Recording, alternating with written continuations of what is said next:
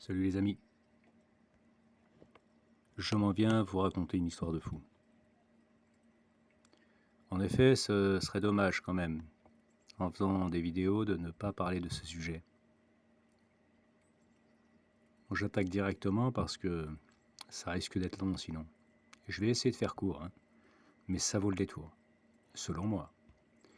Donc quand j'ai commencé à vivre ce que j'ai vécu, voilà, il y a 7 ans ça a commencé, en tout cas je m'en suis rendu compte il y a 7 ans, j'ai bien mis 1 an à mettre des mots dessus, à commencer à comprendre un petit peu de quoi il en retournait, et puis bah, j'ai essayé d'en parler.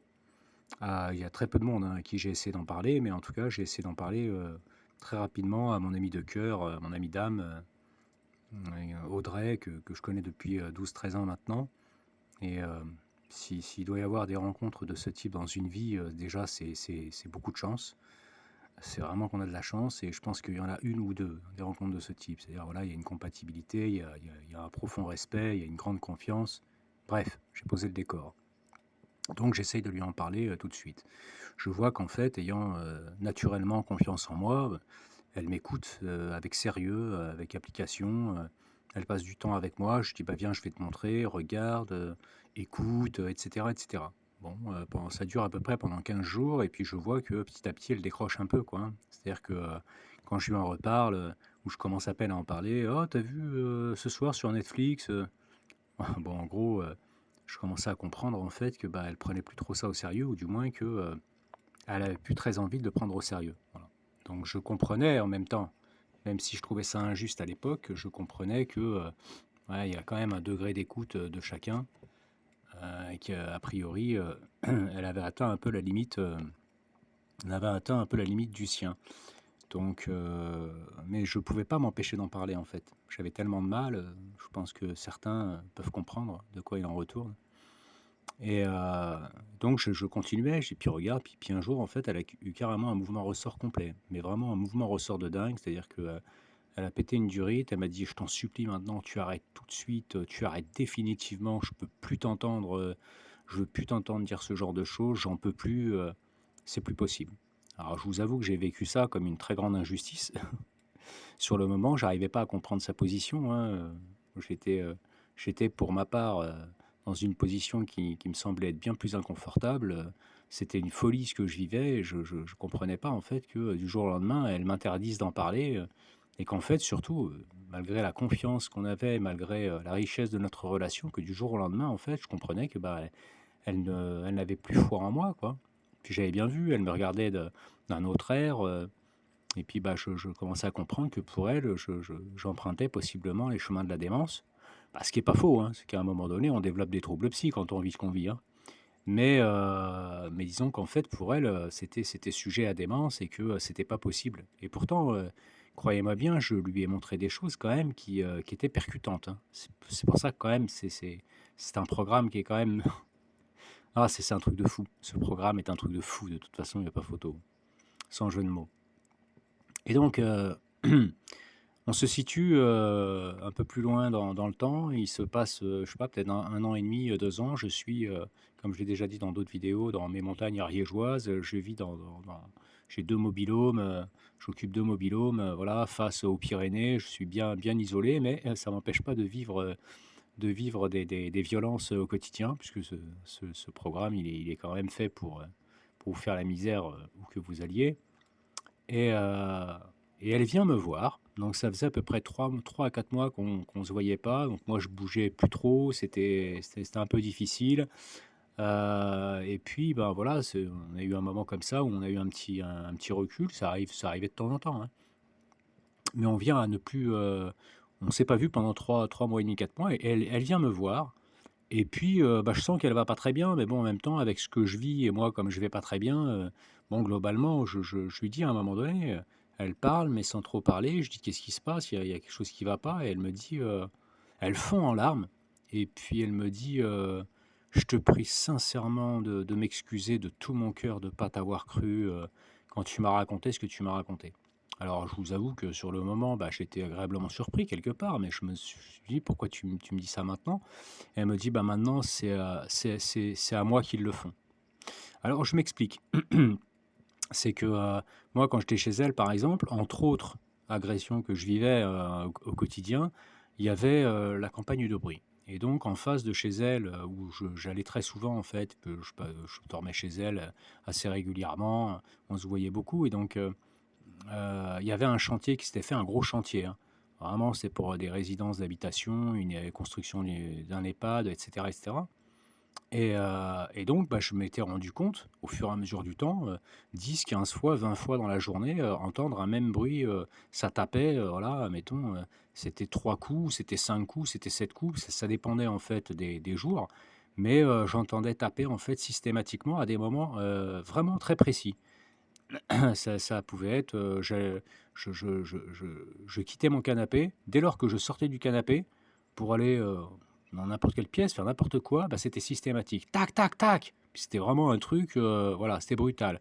Donc c'était en été, on avait les fenêtres qui étaient ouvertes, ça s'entendait très bien, c'était juste en face.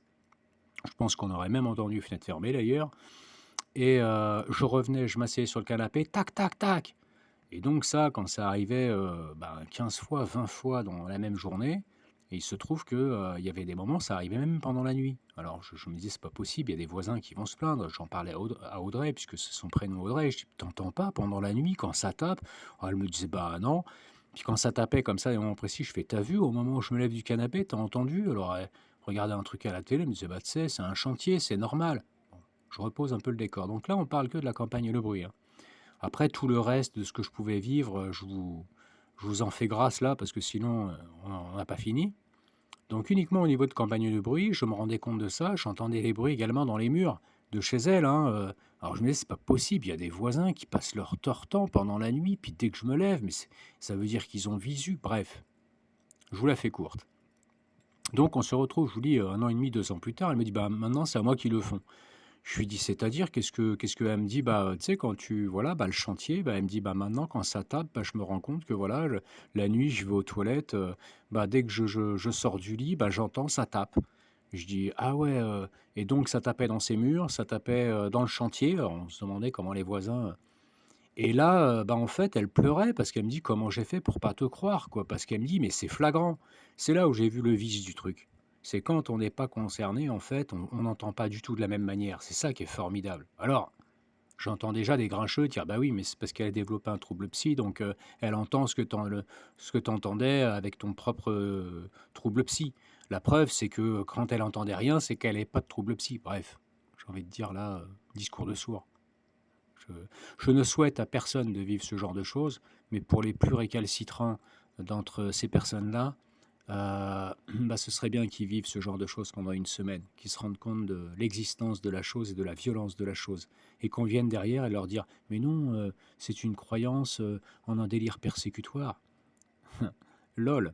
Et donc, pour revenir sur ça, donc déjà, j'étais infiniment désolé parce que j'ai tout de suite compris, que c'était sérieux, et je connais la gravité du phénomène. Et c'est surtout qu'en fait, à partir du moment où vous êtes estampillé carte de membre, ma foi, c'est compliqué. Donc tout de suite, j'étais mais désolé, mais d'une force, et puis impuissant surtout. Et même à me culpabiliser en me disant: «Mais ça se trouve, c'est de ma faute parce qu'elle m'a beaucoup aidé, en fait, hein». Je veux dire, sans elle d'ailleurs, je me demande, voilà, hein, clairement.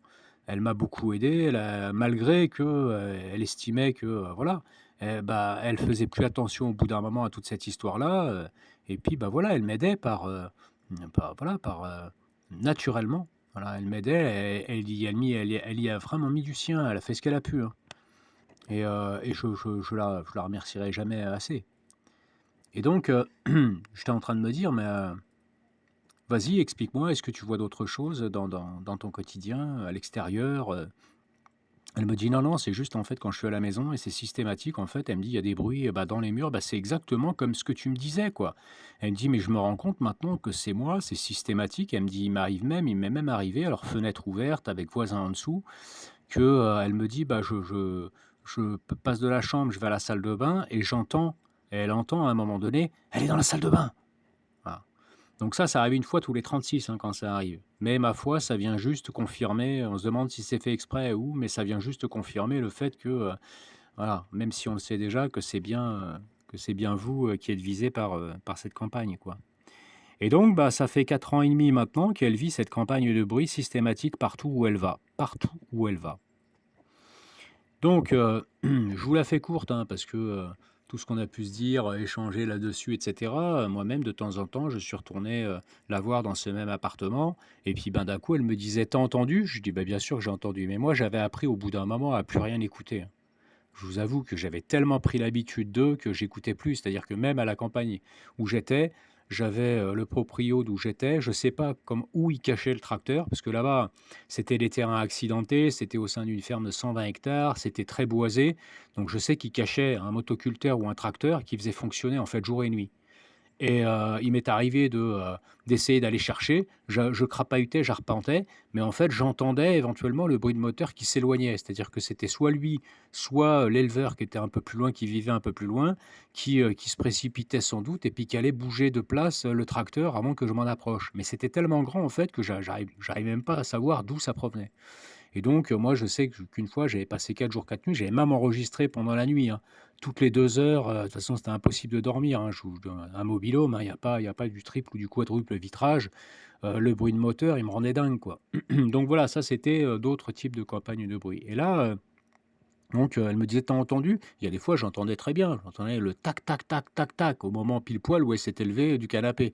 Et là: t'as entendu? Et là: t'as entendu?» Au bout d'un moment, finalement, ça me faisait presque suer. Alors c'est marrant, hein, parce que effectivement je le savais. J'avais tellement l'habitude du truc, je dis: «Mais oui, j'ai entendu, bah oui, je sais bien». Et moi, quand j'allais chez elle, bon, bah, comme ça faisait longtemps que je j'allais plus chez elle, j'étais plus visé par cette campagne de bruit. Je l'avais été visé par cette campagne de bruit quand déjà elle ne l'était pas. Et puis, bah, quand j'étais assez souvent chez elle parce que je pouvais plus en fait dormir chez moi, j'avais beaucoup de mal en fait, bon, vous comprenez quoi.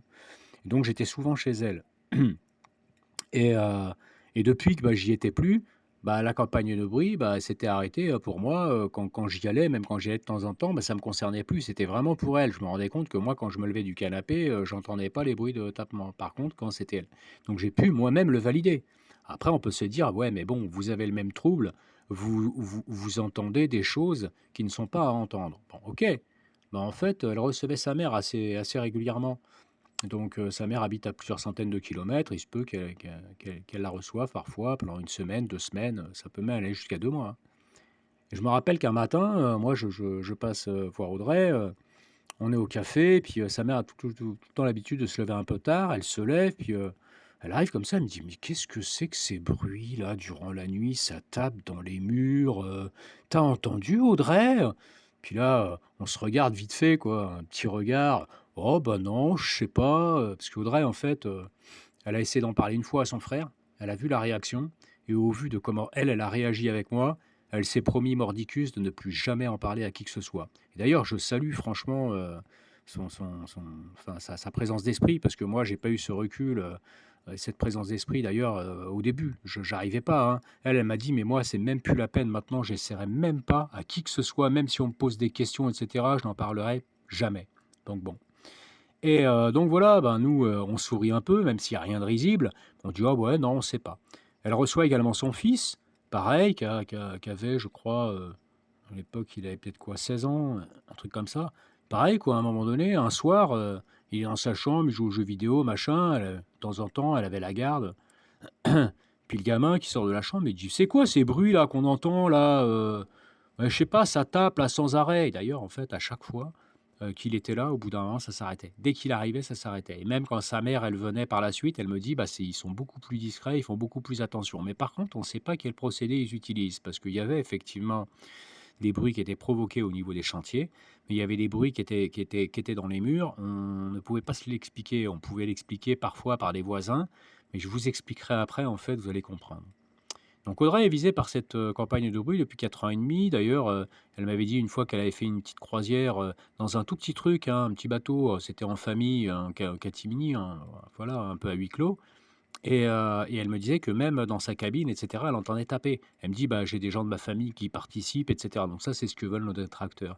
Donc je ne sais pas quel procédé ils utilisent, mais ils arrivent à faire quelque chose. Donc Audrey finit par déménager dans une maison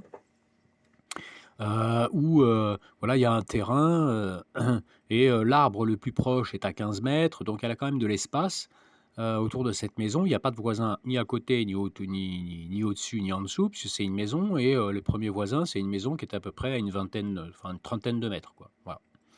En tout cas à cette époque-là. Et, et donc elle me dit, «Bah non, t'inquiète pas, ça s'est pas arrêté». Elle me dit: «Maintenant j'entends ça dans la toiture, dans la charpente». Elle me dit: «Je me lève le matin, j'entends, je me couche le soir, j'entends». Elle me dit: «Même dans la maison», elle me dit des fois parce elle a des lapins entre autres, elle me dit: «Bah, j'ai les lapins qui sursautent», elle me dit: «Parce qu'on entend les pam pam pam pam», et elle me dit: «Mais en fait, je comprends pas d'où ça vient. Je comprends pas comment ils font ça». Je dis: «OK». J'ai pu moi-même valider ces bruits. Alors, elle va me dire: «Ouais, mais bon, vous êtes peut-être un peu les seuls». Bah, en fait, une fois, elle reçoit du monde, elle reçoit de la famille. Donc il y avait sa mère, il y avait sa sœur qui est plus âgée qu'elle, qui a des enfants qui sont déjà maintenant adultes.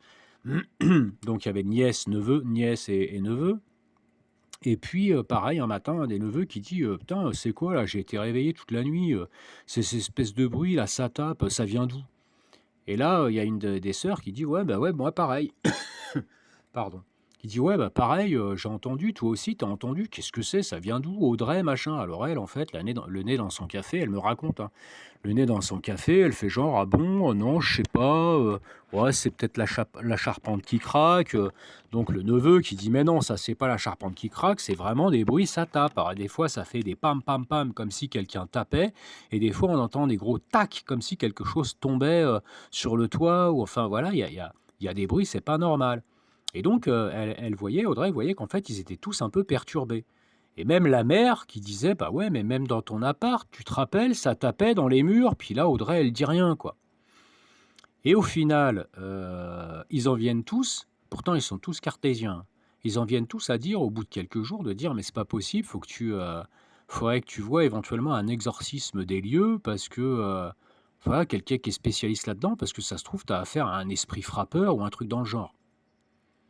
Alors j'ai trouvé ça assez risible parce que je me suis dit, j'imaginais la situation si on essayait de leur expliquer la raison en fait de tout ça. Je pense qu'en fait, ils auraient eu beaucoup plus de mal à croire à notre version qu'à la version d'un esprit frappeur.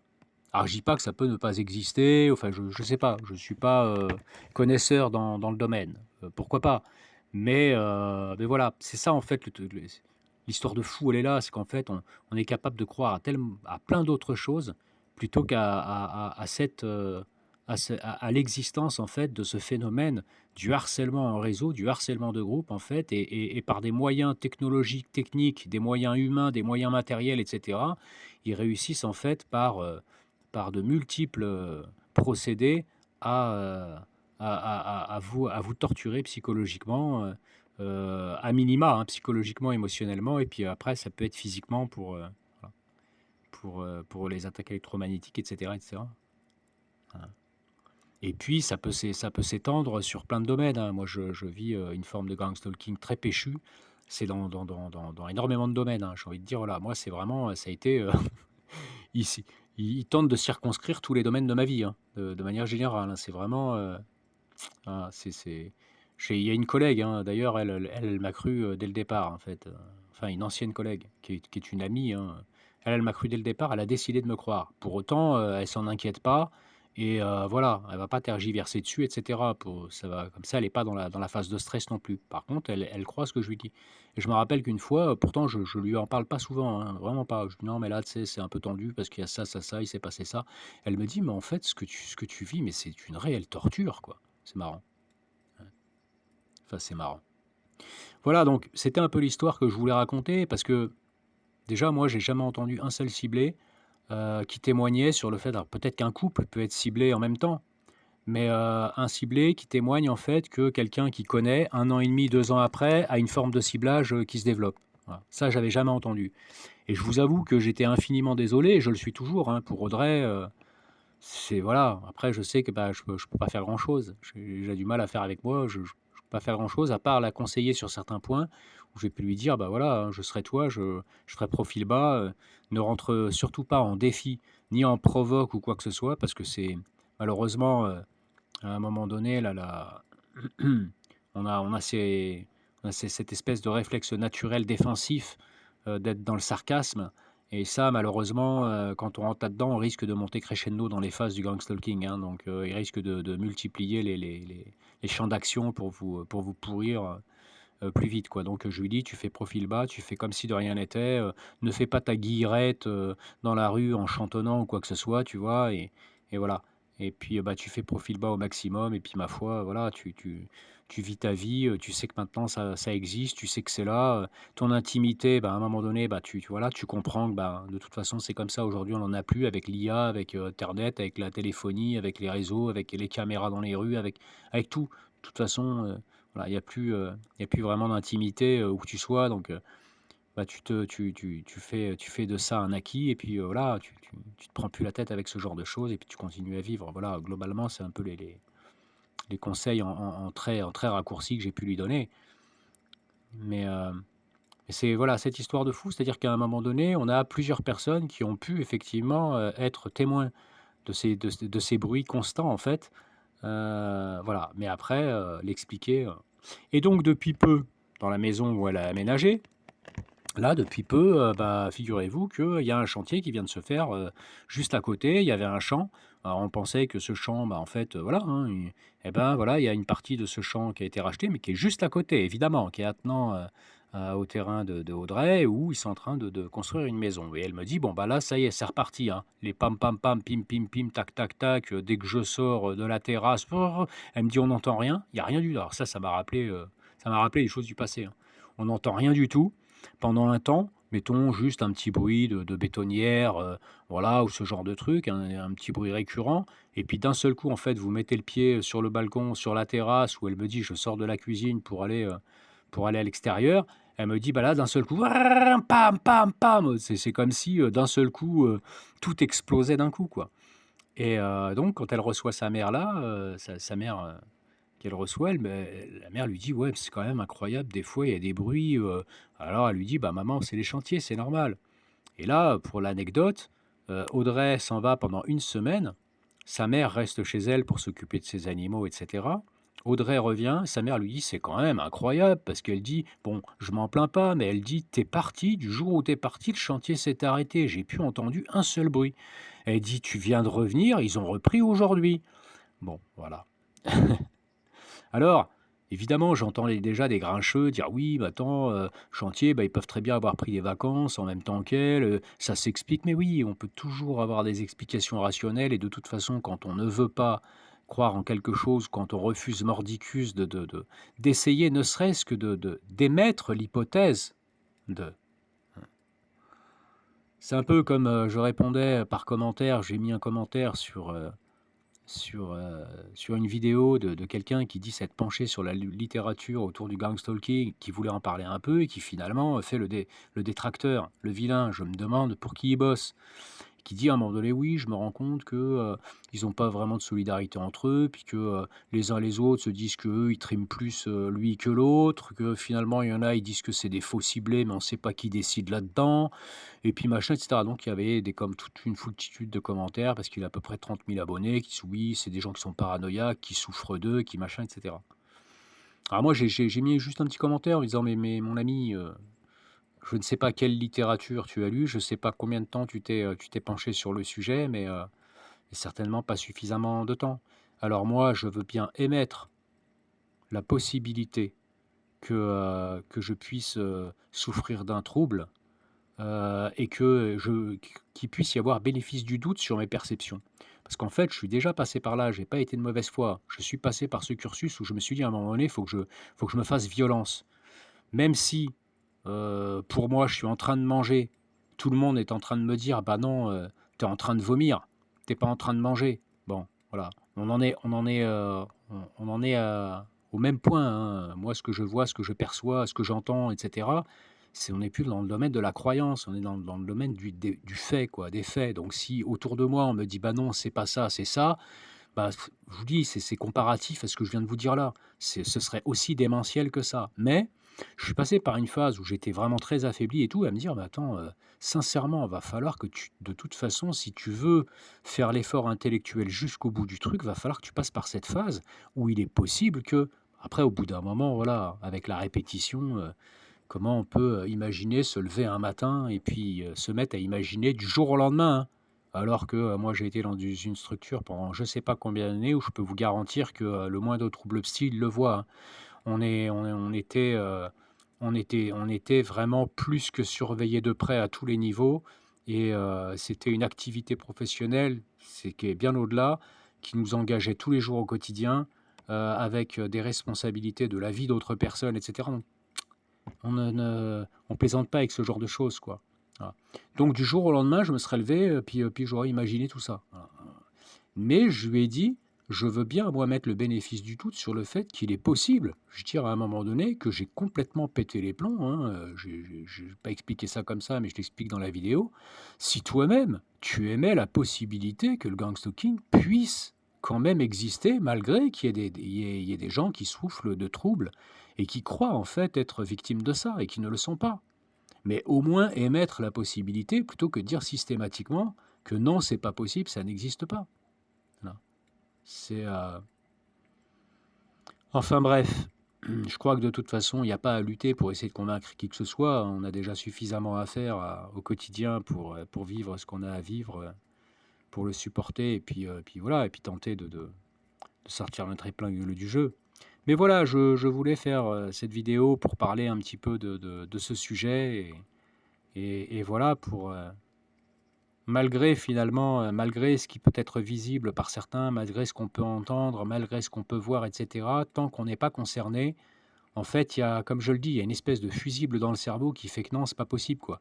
Les paupières se baissent, on voit pas, on peut pas entendre, etc. Ça éveille un stress, qui est trop important, on en est complètement impuissant, c'est quelque chose qui dépasse et qui fait qu'en fait, par mesure de sécurité, je vous dis, il y a un truc. Il y a il y a un fusible qui pète, il y a quelque chose qui fait que c'est quand même incroyable, quoi. Voilà. Ce qui fait qu'en fait, vulgariser ce sujet est particulièrement complexe.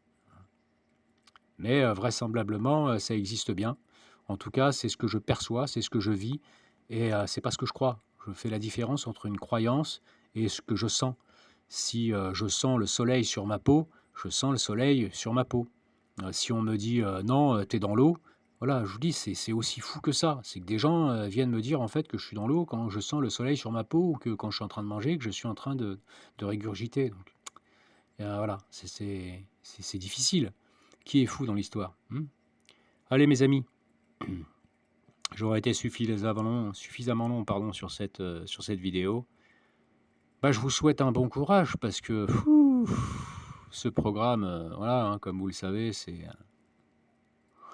mais bon, moi je dis que c'est le mental qui fait, c'est le mental, c'est l'intention qui en fait beaucoup aussi, hein.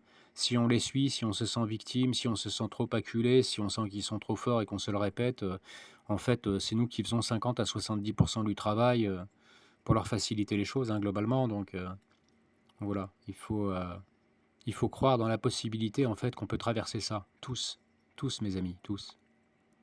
Quand bien même, c'est extrêmement, extrêmement, extrêmement difficile. Voilà mes amis, prenez soin de vous. À bientôt.